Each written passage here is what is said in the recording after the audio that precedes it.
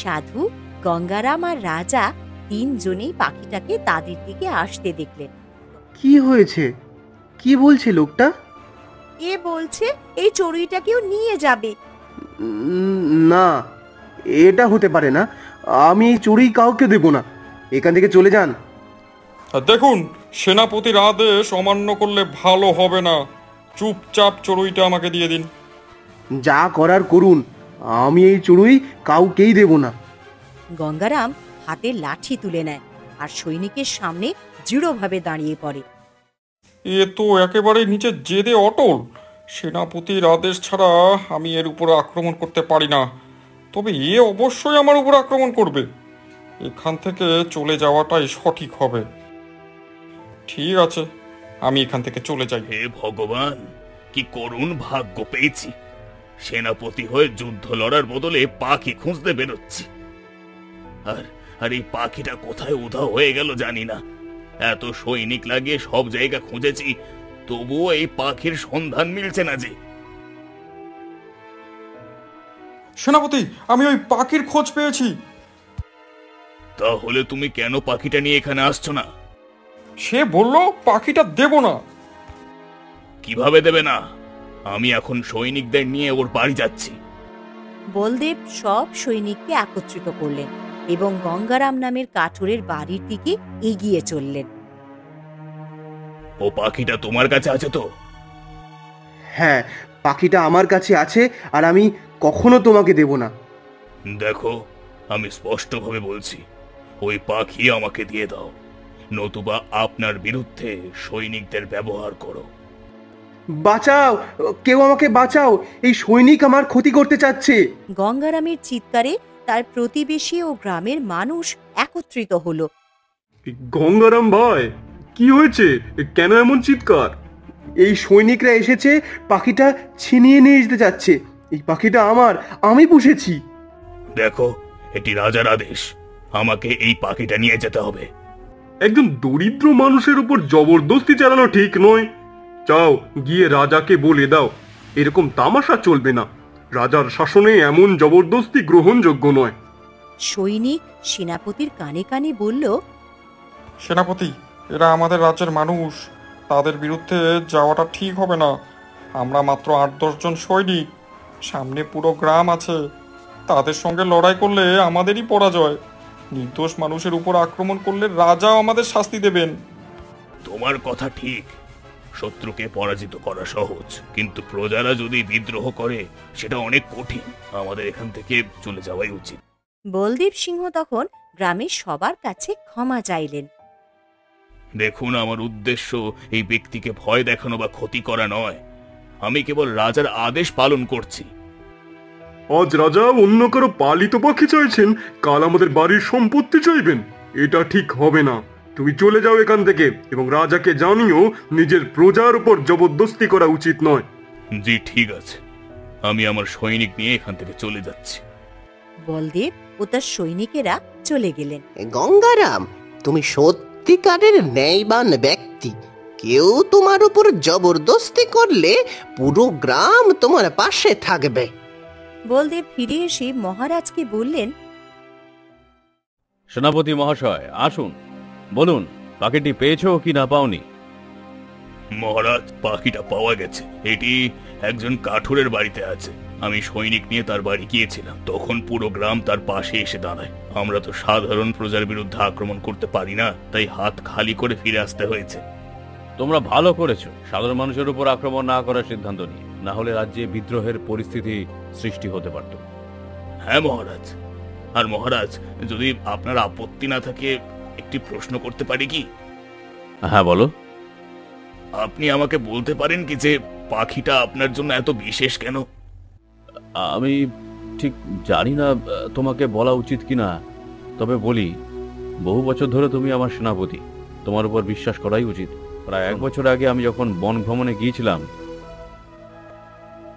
এক পুকুরে জল খেতে থেমেছিলাম। আমি দেখলাম এক সাধু মহাজন ধ্যানরত। তখন বাতাস কতটা শীতল বইছিল, কতটা শান্তিপূর্ণ পরিবেশ ছিল। এখানে কত শান্তি। সাধু মহারাজ একদম সঠিক জায়গায় এসেছেন ধ্যান করার জন্য।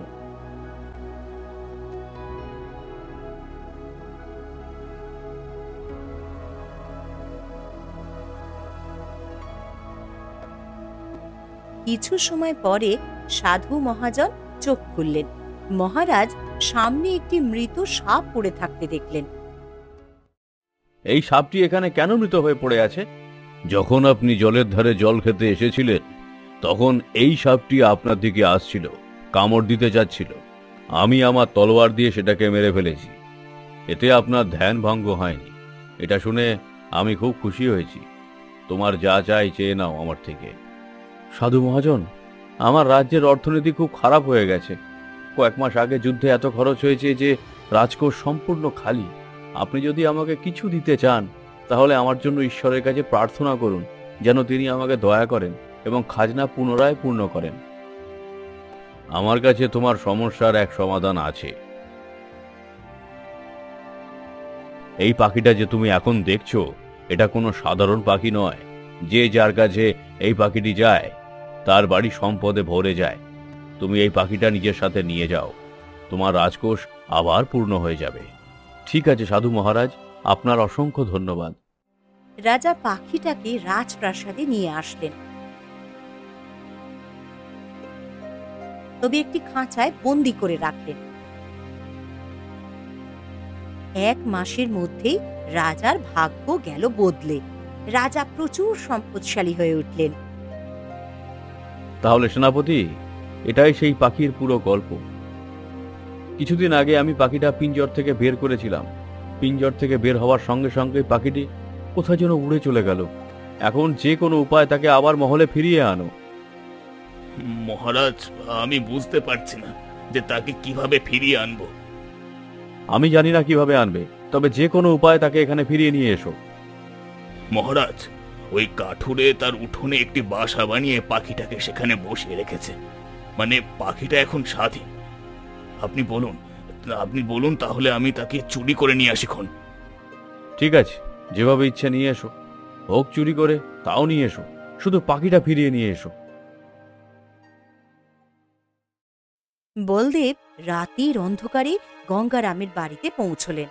পাখিটি চুপি চুপি চবুতরের ওপরে বসেছিল। বাহ, এই কাঠুরে কত মূর্খ যে পাখিটাকে খোলা জায়গায় রেখে দিয়েছে। থামো, এই পাখিটা এখনই ধরে খাঁচায় বন্দি করে ফেলি। বলদেব নিজের হাতে পাখিটাকে ধরে নিয়ে খাঁচার ভেতরে বন্দি করে ফেললেন। খাঁচা হাতে নিয়ে মহলে ফিরতে থাকলেন। তখনই হঠাৎ তার পায়ের নিচে একটি ভারী সোনার বালা পড়ে গেল। বাপরে, এই সোনার বালা বিক্রি করলে আমি ওভাবে মালামাল হয়ে যাব। এটা কি এখানে রেখেছে? অথবা এটা কি পাখিটার আশ্চর্য ক্ষমতা? মহারাজ যে বলেছিলেন যে এই পাখিটা মানুষকে ধনী করে দেয়। এখন পাখিটা আমার হাতেই আছে। আমার সোনার বালা আমার হাতে এসে পড়ল। যদি আমি এই পাখিটা রাজাকে ফিরিয়ে দিই, অর্থাৎ ধনী হওয়ার সুযোগ হাতছাড়া করব। না না না না না না না, আমি পাখিটাকে ফিরিয়ে দেব না, একদম দেব না। বলদেব সেই পাখিটাকে নিয়ে কোথাও পালিয়ে গেলেন।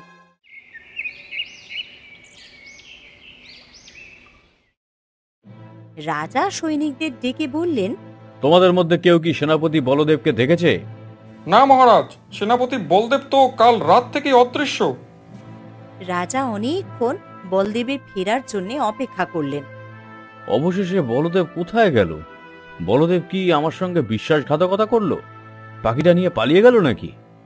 বলদেবকে খুঁজতে খুঁজতে রাজা গঙ্গারামের বাড়িতে এসে পৌঁছালেন। রাজা দেখলেন গঙ্গারাম কাঁদছে। আমি ভুল করলাম। আমি পাখিটা বাসায় রাখার বদলে খোলা জায়গায় রেখে দিয়েছি। আমি তো তাকে ঘরের ভিতরে রাখলেই ঠিক হতো। হায় হায় হায়, আমার অবহেলার কারণে আজ পাখিটা উড়ে পালিয়ে গেল। রাজা বাড়ির সামনে দাঁড়িয়ে সব কিছু শুনছিলেন। পাখিটি তার কাছে নেই, মানে বলদেব চুরি করে নিয়ে গেছে। কিন্তু বলদেব তো রাজার কাছে যায়নি, মানে পাখিটা নিয়ে সে কোথাও পালিয়ে গেছে। ঠিক তখনই সাধু মুনিবর পাশ দিয়ে যাচ্ছিলেন।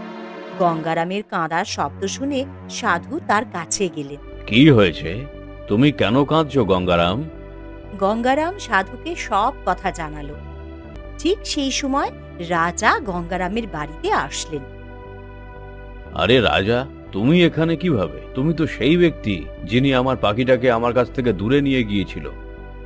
দেখো, আমি বলেছিলাম সেনাপতিকে চুরি করতে, কিন্তু সে পাখিটা চুরি করে পালিয়ে গেল। সাধুর চোখ দূরে গিয়ে পাখিটাকে দেখতে পায় এবং তিনি বলেন, দেখো, তোমার পাখিটা নিজে নিজেই তোমার কাছে ফিরে এসেছে। সাধু, গঙ্গারাম আর রাজা তিনজনেই পাখিটাকে তাদের দিকে আসতে দেখলেন।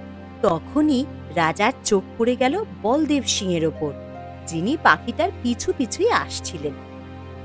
আরে বিশ্বাসঘাতককে পেয়ে গেছি আমি, আজ ওকে শাস্তি দেবই। বলদেব সিং পাখিটির পিছু পিছু এসে সেই জায়গায় পৌঁছালেন যেখানে রাজা, গঙ্গারাম আর সাধু দাঁড়িয়েছিলেন। বাপরে, পাখির পিছু পিছু এসে ঠিক সেই জায়গায় এসে পৌঁছালাম যেখান থেকে পালাতে যাচ্ছিলাম। পালাও বলদেব, পালাও। বলদেব রাজার হাতে ধরা পড়ে গেলেন। তখন পাখিটা গঙ্গারামের উঠোনের চবুতরের ওপরে গিয়ে বসে পড়ল। কি হয়েছে সেনাপতি? তুমি কেন এখানে পালিয়ে এসে পৌঁছালে? আমি ভুল করে খাঁচা খোলা রেখে দিয়েছিলাম। হঠাৎ পাখিটা উড়ে পালিয়ে যেতে শুরু করলো। আমি তার পিছু পিছু দৌড়ে এসে এখানে এসে পড়লাম। কি অসাধারণ নিয়তির খেলা! সবকিছু আবার ফিরে এসে একই জায়গায় এসে ঠেকলো। পাখিটির সব মালিক এক জায়গায় জড়ো হয়ে গেলেন। পাখিটার মালিক আমি, কারণ আপনি এই খাঁচাটা আমাকে দিয়েছিলেন। পাখিটি আমার কারণ খুঁজে পেতে আমি যে পরিশ্রম করেছি, আমি সেটি চুরি করেছিলাম। মুনিবার, আপনি ঠিক করুন পাখিটি কার কাছে থাকবে। মুনিবর কিছুক্ষণ ভাবলেন, তারপরে বললেন, যখন আমি এই পাখিটা রাজাকে উপহার দিয়েছিলাম, তখন এটি তার কাছ থেকে পালিয়ে গিয়েছিল। বলদেব চুরি করেছিল, কিন্তু সেখান থেকেও পালিয়ে গিয়েছিল। তারপর পাখিটা উড়ে গঙ্গারামের কাছে এসে গিয়ে স্বাধীনভাবে বসেছিল। এমনকি এখনো সে পালাচ্ছে না, কারণ এখানেই সে স্বাধীনতার অনুভূতি পাচ্ছে। রাজা ও বলদেব পাখিটা খাঁচায় বন্দি করে রেখেছিল, তবে গঙ্গারাম পাখিটাকে উঠোনে বাসা বানিয়ে সেখানেই থাকতে দিয়েছিল। গঙ্গারামই এই পাখিটির সঠিক যত্ন নেওয়ার যোগ্য ব্যক্তি, তাই এই পাখিটির আসল মালিক গঙ্গারামই হওয়া উচিত। এটা তো আপনি আমাকে দিয়েছিলেন। পাখিটা অনেকদিন ধরে আপনার কাছে ছিল। পাখিটির ভাগ্য থেকে আপনি প্রচুর ধনসম্পদ পেয়েছেন। জি মুনিবর মহাজন, আমি আপনার আদেশ মানি। রাজা সিদ্ধান্ত নিলেন গঙ্গারামই সেই পাখিটাকে রাখুক। বলদেবকে সেনাপতির পদ থেকে অব্যাহতি দেয়া হলো, কারণ সে পাখিটাকে চুরি করেছিল।